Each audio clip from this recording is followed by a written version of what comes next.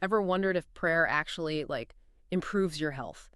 We're going on a deep dive today looking at a 2007 research review from the Journal of Behavioral Medicine. They unpack that very question. And we're not just, skimming the surface. We'll really dig into what the science says about prayer and health, like where the research gets complicated and what it all means for us. Yeah, and just to be clear, this deep dive isn't about saying whether anyone's beliefs are right or wrong. It's Hmm. more about getting curious about a practice that's actually super common. Like over Hmm. 60% of Americans use some kind of alternative medicine, and prayer is a big one. Huge. Yeah, sometimes even more popular than seeing a doctor. Absolutely. And that's why it's so important to understand the research, right?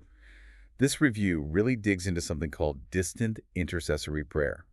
So that's where someone prays for you, but you don't even know about it. Hmm. They looked at 15 studies on this, and the results are, well, intriguing is a good word. Okay, intriguing how. Did they find a bunch of prayer circles curing long distance illnesses or something? Ah, not quite. Even after they updated their analysis with a huge new study, they still didn't find strong evidence that distant prayer alone, directly makes someone healthier. So no magic healing vibes traveling across the country. Well, it's not that simple.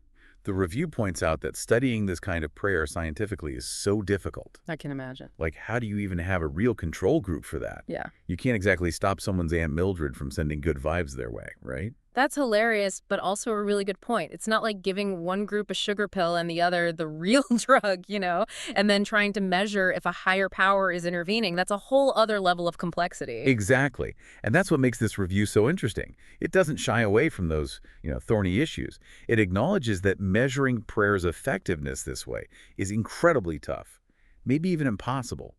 But it goes on to say, hold on, there are other ways prayer might affect our health that are totally within the realm of science. Okay, yeah, let's unpack that. What are we talking about here? Well, think about it. How often someone prays, the specific words they say, if they use it to cope with stress.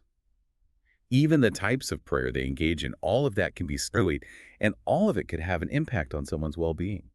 That makes a lot of sense. So it's like prayer might not be a magic bullet, but it could work in subtler ways that science can investigate. Exact. It's like how exercise affects our mood, right? It's not magically erasing stress, but it changes how our brains and bodies respond to it. That's a great analogy. Mhm. And when you look at studies on prayer frequency, so how often people pray the results, well, they're all over the place. Some show a link to better mental health, others the opposite. And still, others say it depends on the person's motivation for praying in the first place. So is it about finding peace in a tough situation, or is it more like desperately pleading for something to change? That internal state probably makes a difference, right? Right. And then there's what those prayers are about.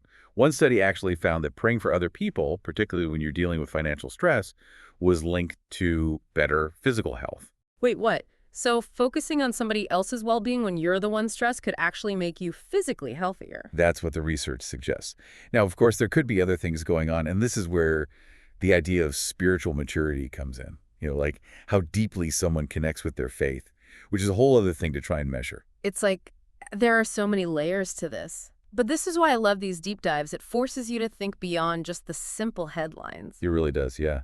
And speaking of nuanced, this review doesn't just look at, individual prayers. It also explores how prayer shows up in people's lives more broadly, how it intersects with, like, their health behaviors and decisions. Okay, so tell me more about that. What kind of research are we talking about?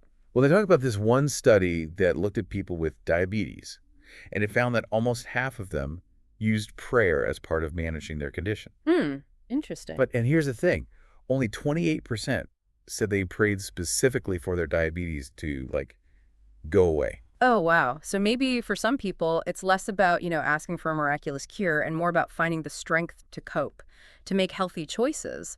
It's about how prayer fits into the bigger picture of living with a chronic illness. Exactly. And it made me wonder, like, how common is it for people facing serious health challenges to turn to prayer? Well, this review cites a fascinating study about nurses who work with critically ill patients. And get this, the majority of them, we're talking over 70%, used prayer in their practice. Wow.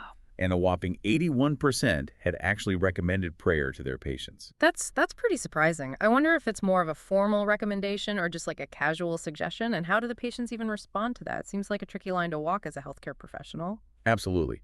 There are definitely some ethical considerations there, but it shows just how intertwined prayer can be with people's experience of illness, right? Both for the patients and the caregivers. Yeah, for sure. It's like in those moments of such uncertainty and fear, prayer can offer a sense of hope or comfort, even if it's just knowing that someone is thinking of you. Right, exactly. That sense of support can be so powerful. But this review also, it challenges the assumption that prayer always leads to better health outcomes. Hmm. There's this one study on people with chronic musculoskeletal pain. And the researchers, they were actually surprised to find that things like private prayer, meditation, Bible reading, they were associated with worse physical health. Wait, really? That seems kind of counterintuitive. How could that be? Well, it's important to remember this was just one study, and they were specifically looking at chronic pain. Plus, they measured physical health using those, self-reported surveys, which can be a little tricky. Right, because pain is so subjective, you know what I mean? What's a 7 on my pain scale might be a 5 on yours. Exactly. So while we can't really draw any, definitive conclusions from one study, it does raise some interesting questions, right? Like, did their worse health lead these people to rely more on those religious practices to cope? Or was it the other way around? It's that chicken or the egg thing. Fascinating. So it seems like relying solely on prayer as a coping mechanism might not always lead to the best outcomes, at least when it comes to chronic pain, anyway. That's one interpretation, yeah. But this review also highlights the potential benefits of prayer as a coping mechanism in other situations. Like, yeah, they discuss a study on patients in Egypt who are about to undergo MRIs. Oh, yeah. Being in those giant, noisy machines can be so anxiety-inducing, even if you're not claustrophobic. Totally. And the researchers found that a significant number of these patients, they just spontaneously turned to prayer to cope with their anxiety. It wasn't something that the researchers, prompted or even measured directly. It was just something people did naturally in that stressful situation. Yeah, it's like an automatic response almost, like a way to find some sense of peace or control when you're feeling vulnerable. Exactly. And it's not just in, medical situations either. This review also highlights how prayer can be a real source of strength for people dealing with personal challenges too. There was this one study that found that almost half of African Americans they surveyed said that prayer was the most helpful coping response when they were facing serious personal problems. Wow. That really speaks to the deeply personal and often profound role that prayer plays in people's lives, doesn't it? It's not just about asking for things. It's about seeking comfort, guidance, a sense of connection during those really difficult times. But if we're talking about how people pray, I have to ask, what about that study on the different types of prayer? Oh, yes. That's a fascinating one. It turns out people don't just pray about different things, but their prayers are structured differently too. So it's not just about what you say, but how you say it. Tell me more. So this study was done in Akron, Ohio, and they found that people tend to pray in four main categories: petitionary, colloquial, ritual, and meditative. Okay, I'm definitely intrigued. Break those down for me. What's the difference? Well, petitionary prayer is probably what most people think of first. It's asking for your needs, like, please help me ace this interview, or please let my friend's surgery go well. So like presenting your wish list to the heavens. Exactly. Then you've got colloquial prayer, which is more conversational, like catching up with a close friend. It might include some requests, but it's more about seeking guidance, sharing gratitude, maybe asking for forgiveness. More of a heart-to-heart than a shopping list. Yeah. Got it. What about the other two? Right, so ritual prayer that involves reciting memorized prayers, Mhm. often from religious texts or traditions, think ceremonies or daily rituals. And lastly, there's meditative prayer, which is all about deepening your connection to the divine through, contemplation and reflection. Okay, so 4 very distinct approaches to prayer. Did this study find that they actually have different effects on people's well-being? That's where it gets really interesting. Meditative prayer that was linked to people feeling fulfilled in their faith, a sense of existential well-being. And then colloquial prayer, those heart-to-hearts, that was connected to people feeling generally happier. But, and here's a curveball, ritual prayer was actually associated with higher levels of depression, loneliness, and tension. Whoa, that's really unexpected. Why would ritual prayer have that effect? Yeah, it's kind of a head-scratcher.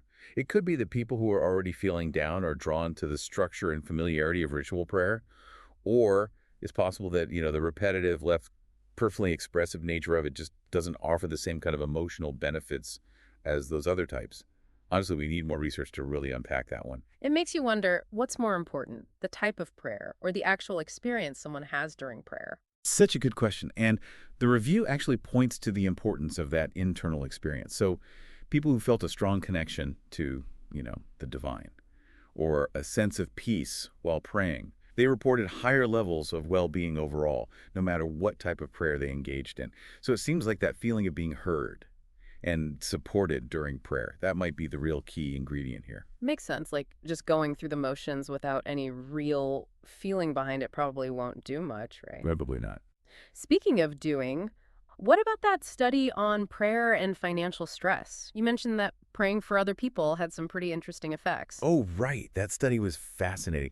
They looked at whether different prayer content mattered. Yeah. So like praying for other people versus praying for, material wealth, and how those different types of prayer impacted how people's physical health was affected by financial strain. Okay, interesting. So what did they find? Turns out, praying for material wealth didn't really make a difference.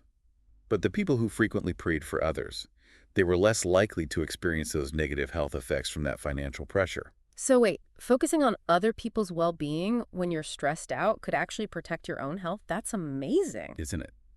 It suggests that cultivating empathy and compassion, you know, even just through prayer, might have these protective benefits for our well-being, even in the middle of all that stress. Now, this doesn't mean that every time someone prays for others, their health magically improves. There's so many other factors involved, but it's definitely something to think about. For sure. It's like how helping other people can boost your mood. It's not like a guaranteed cure-all, but there's definitely something powerful about shifting your focus outward. Exactly. And this review, it delves into other intriguing findings too, like how your attitude towards prayer might play a role. There's the one study on older adults, and they found that the folks who believe that, God answers prayers in his own way, even if it's not exactly what they asked for, those people actually had higher self-esteem. So it's not about, like, demanding specific outcomes, but more about trusting in the bigger picture. Yeah, exactly. That makes a lot of sense to me. Me too. And honestly, I think that's a great note to end on. This deep dive really reminds us that prayer, while it's often deeply personal and meaningful, it's also this multifaceted practice with this surprisingly complex relationship to our well-being. It's definitely given us a lot to ponder. If anything, it just shows that there's still so much more to learn about the connection between prayer and health. Absolutely. Well, on that note, we'll leave you with plenty to think about until next time. Thanks for joining us for another deep dive.